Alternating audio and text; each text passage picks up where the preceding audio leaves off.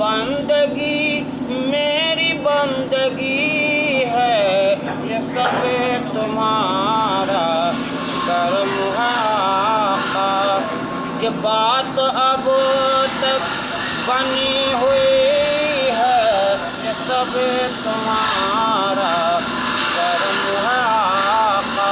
तुम्हीं से मांगेंगे तुम ही दोगे, किसी का एहसान क्यों उठाएं, किसी को हालात क्यों बताएं। तुम्हीं से मांगेंगे तुम ही दोगे।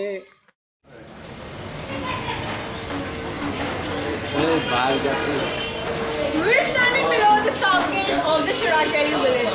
From here, we're heading straight towards the corner turret. So let's go.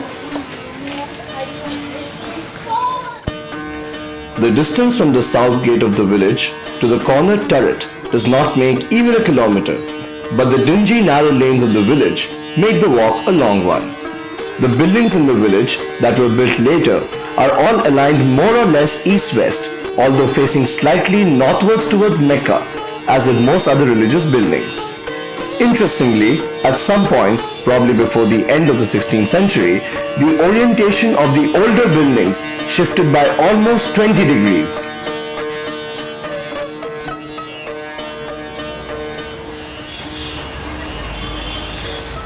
Alright, so passing through those narrow streets, we finally reached the corner turret. A circular turret with exaggerated structures on the roof and the remains of the vertical and triangular moldings on the wall. This once formed the corner of the 14th century Haji Khanum's tomb enclosure. Like most other tombs and buildings here, not much remains of the corner turret. However, what it did manage to do was to create an increased curiosity in us to see the Khanum's tomb. For a man whose identity itself is questionable, it wasn't surprising for us to find that hardly anybody in the village knew of his tomb. We had a hard time locating the Khanum's tomb. However, what we did locate was a chirping marketplace giving life to the village. After a relatively long search, we finally bumped into the tomb. See this wall behind me? Doesn't seem very extraordinary, does it? However, this wall here that you see is the 14th century tomb of the very famous saint Haji Khanum. Unfortunately, we know hardly about him. The prayers in the shrine were now calling in for us.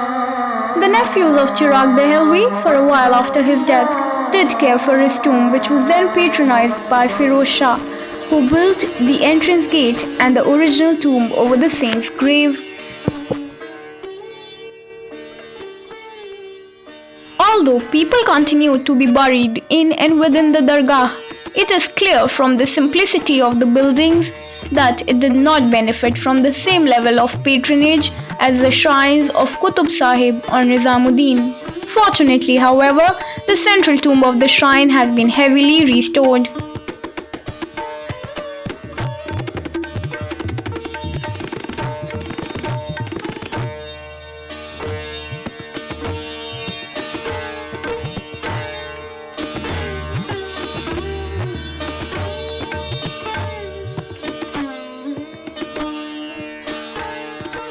The shrine had a revival under the later Mughals.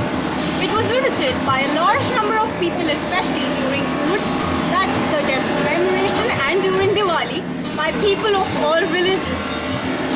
The trees scattered around the white and pale green buildings make the place look a lot less stressful than Nizamuddin and other dargahs.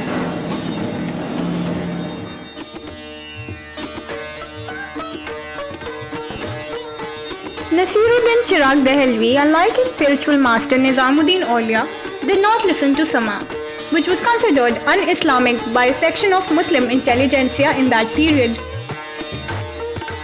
He did not, however, pass any specific judgment against it. This is the reason why, even today, Qawwali is not performed near his shrine in Chirag Delhi. हज़रत अपने पीर से हज़रत निज़ामुद्दीन औलिया से हुजूर जो हम बावली बना रहे हैं, हम उसी बावली के पानी से ही चिराग रोशन करेंगे। अच्छा। तो वो जो स्रोतों में से आज तक पानी आता है, तो आप क्या करा, आधा आपका धड़ नीचे था, नाव से नीचे पानी में था आप, और आधा ऊपर था। तो आपने घड़ों में पानी भरा, तो कलमे की उंगली लगाया और चिराग रोशन कर दिया। अच्छा। तो ये सब देख के दुनिया हजरत में रह गई, क्योंकि पीर को तो पता था ये करामत ये कर सकते हैं और दुनिया की नज़रों में दिखाना था, और जिससे सिलसिला जो था आगे जाना चीनी का वो यहीं इनको मिलना था जी। तो जब आपने घड़े में पानी भरा, कलमे की उंगली लगाई, तो पानी से चिराग रोशन हो गया। अच्छा। तो ये सब देख के दुनिया हजरत में रह गई कि पानी से चिराग रोशन कर दिया। तो आपके पीर ने, हजरत निज़ामुद्दीन औलिया ने, सबके सामने उनसे कहा कि मैं हजरत को लक़ब देता हूँ रोशन चिराग देने का। अच्छा जी। तो कह रहे नसीर, आज से तुम्हें हजरत ख्वाजा नसीरुद्दीन महमूद रोशन चिराग दिल्ली के नाम से जाना जाएगा। अच्छा। और जहाँ तुम्हारा मकाम होगा उसको पूरी जहाँ पे भी होगा आसपास सब आपके नाम से ही जाना जाएगा। तो जितने भी देख रहे हैं ना चिराग दिल्ली, तो हजरत के नाम से ही जानी जाती है। दरगाह में सब मजहब के लोग आते हैं, उस तरह का कोई भेदभाव तो यहाँ नहीं। ऐसा कोई भेदभाव नहीं है। जैसे गैर मजहब में शादी होती है, सबसे पहले मत्था टिकाते यहीं लाते हैं दूल्हा को, और जैसे बच्चा पैदा होता है सबसे पहले यहीं लाते हैं। ऐसा कुछ नहीं है, सब मजहब के लोग आते हैं और मानते हैं बात। जैसे किसी की मन्नत होती है, जैसे आपको बताया ना पानी से चिराग रोशन करा था, जैसे किसी की मन्नत है तो आप पानी लाते हैं। जैसे 7 जुमेरात हो गई, तो आपने चिराग रोशन करे 7 जुमेरात, तो उनकी मन्नत पूरी हो जाती है। तो जो भी इन्हें करना होता है वो आके यहाँ करते हैं। और ऐसा कुछ नहीं है कि मज़हब के, सब मज़हब के लोग आते हैं, हिंदू मुसलमान सिख ईसाई सब आते हैं, और सबकी बातें सुनते भी हैं। जो भी मुराद लेकर आते हैं सबकी मुरादें पूरी होती हैं। This piece of wood is 700 years old in single piece and was used as the bed by the great Peer himself and is now relicized in the Dargah. These walls and the enclosing gates of the Dargah were built by Muhammad Shah Rangila with the purpose of making the campaigning grounds where people could stay for festivals.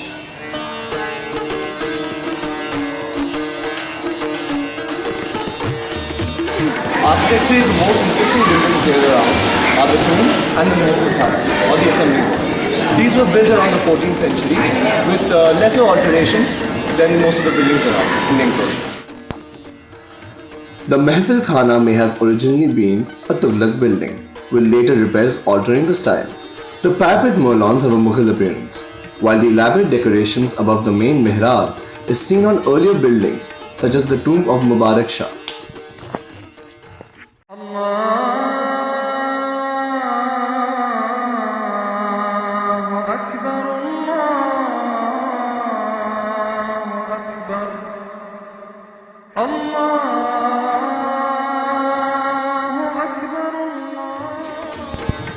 On the west side of the compound is the small wall mosque that, with the long return wall, encloses a graveyard.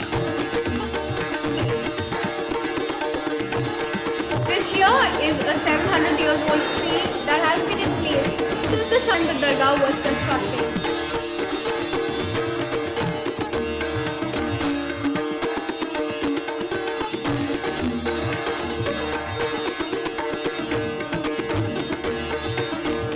After Timur's invasion in 1388, the Peer's descendants moved to Gujarat, leaving the shrine abandoned. On leaving the shrine, we followed the way to the adjacent tomb of Behlul Lodi.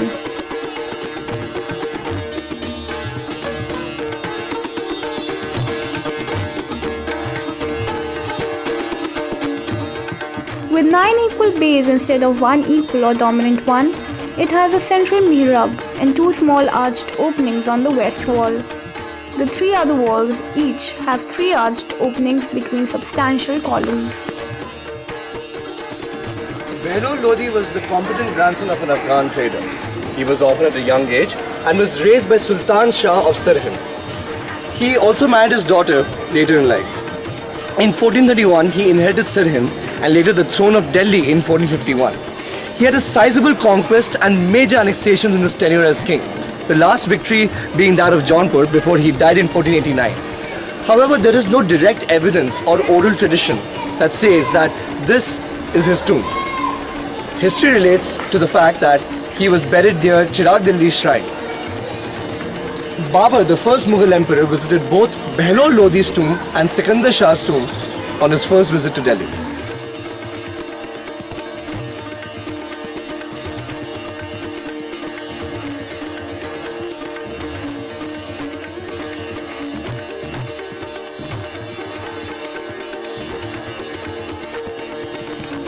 Chirag, Delhi indeed is a delightful place to visit. Well, the village is far less overdeveloped than most other villages in Delhi and has a large number of open squares attached with chaupas and courtyard houses with traditional doorways. It hosts one of Delhi's most pivotal shrines and many an unexplored tomb. Well, so far, it has escaped the overwhelming commercialization. But how far the situation remains the same can only be guessed.